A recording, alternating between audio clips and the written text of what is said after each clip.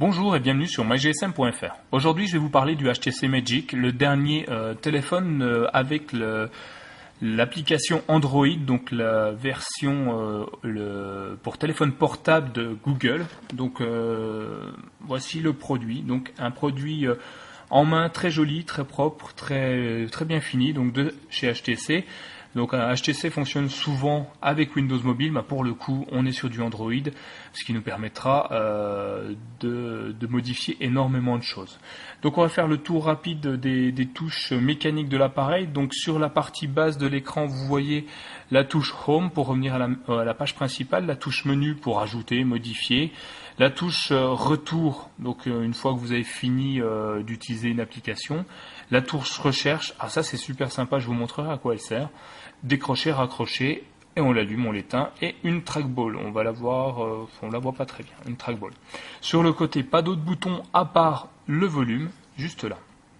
Donc on a pu constater que la connectique c'est du mini USB, pour le synchroniser à un PC par exemple, ou le charger via le câble ou le chargeur qui est fourni dans le produit à la vente chez SFR.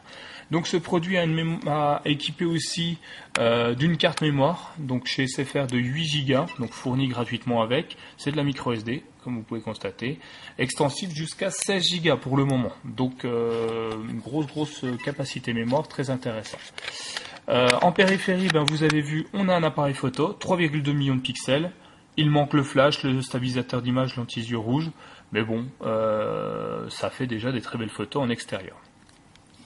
Ce produit en taille, nous allons avoir un produit qui va être défini en 133 mm par 55 et 13 mm d'épaisseur, donc c'est un produit qui est tout petit, enfin qui est pour un écran tactile, c'est très sympa.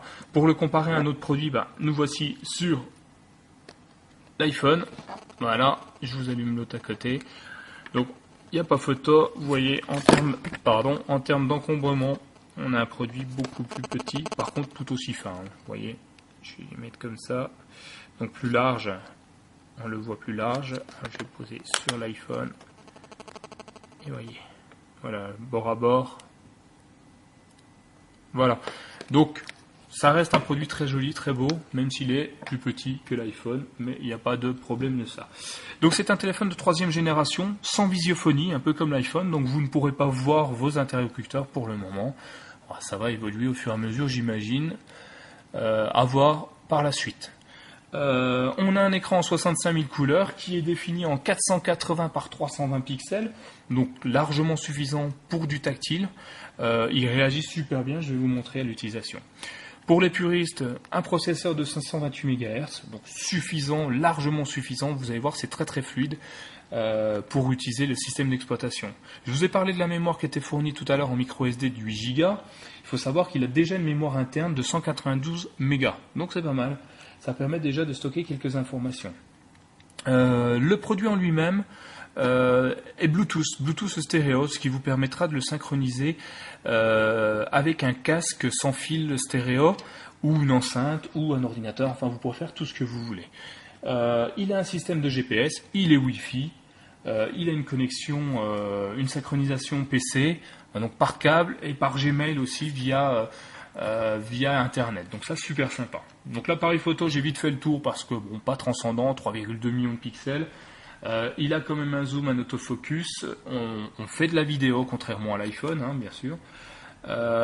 Au niveau multimédia, c'est un lecteur MP3. Il a la radio FM intégrée. On peut envoyer des MMS. Je signale qu'on peut envoyer des MMS. Et on peut envoyer des textos à plusieurs destinataires à la fois. Donc un produit qui est très complet, très agréable. Donc maintenant, j'ai assez parlé des détails techniques de l'appareil, je vais vous montrer l'application. Donc voilà, nous voici sur le menu principal. Donc je ne vais pas vous montrer les touches du bas puisque elles ne changent jamais. Donc je vous les remontre une dernière fois pour ceux qui n'avaient pas suivi au début. Voilà. Donc on va juste allumer le produit, le voici. Donc on va appuyer là, voici la page principale du produit.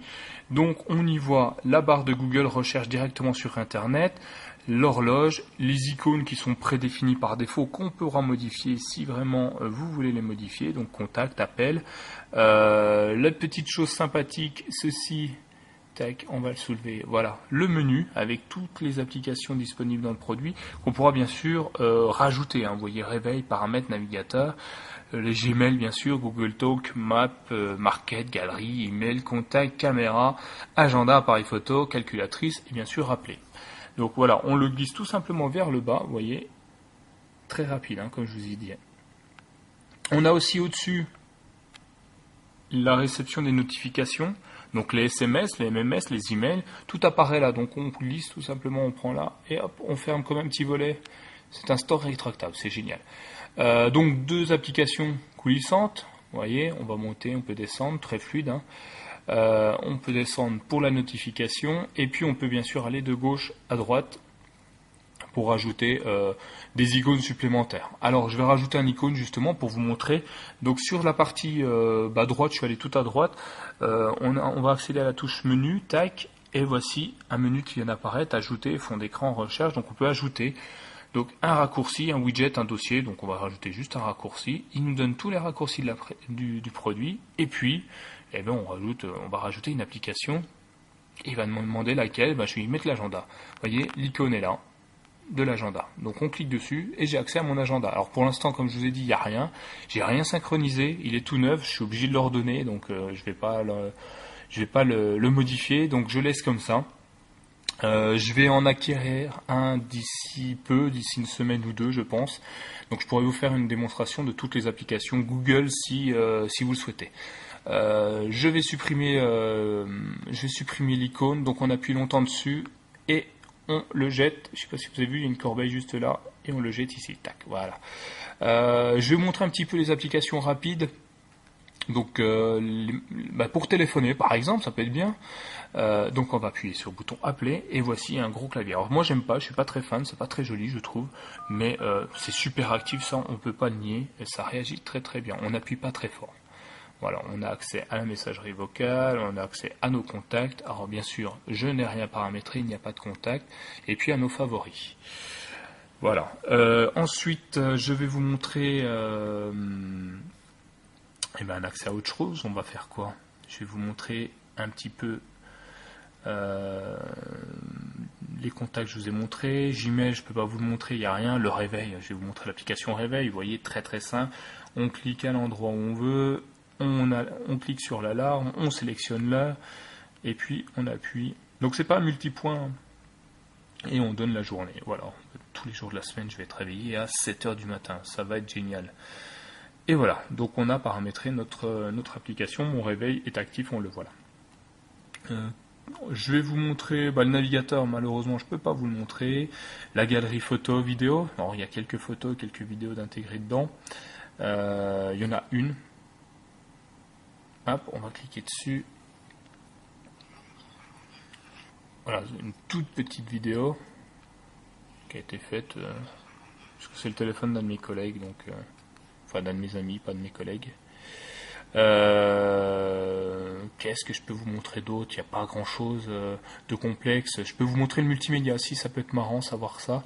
On va regarder dans musique par exemple, vous voyez, on va regarder comment réagit l'application. Donc vous voyez, artiste, album, c'est tout rangé, donc pour comparer un petit peu à iTunes, ils ont fait la même chose. Donc on va regarder artiste, tac, et voilà tous les artistes qui sont dedans. Donc on va s'en sélectionner un, on voit la pochette de l'album, on le sélectionne et on fait lecture. Donc je ne sais pas si vous entendez le son, donc là on a tout. Je vais baisser un petit peu. Voilà, donc sur la partie principale, on a tout. La pochette de l'album, le titre, le nom de l'album, la chanson, l'artiste, et les fonctions de base, avance rapide, retour rapide. Voilà. Je vais m'arrêter là pour aujourd'hui. Si jamais vous avez des questions, n'hésitez pas à me les poser. Alors, je vous répondrai peut-être pas tout de suite parce que je ne suis pas en possession de ce produit-là, on m'a juste prêté. Mais n'hésitez pas à me laisser des commentaires, j'essaierai de vous répondre le plus rapidement possible. Voilà, c'était Nicolas pour mygsm.fr.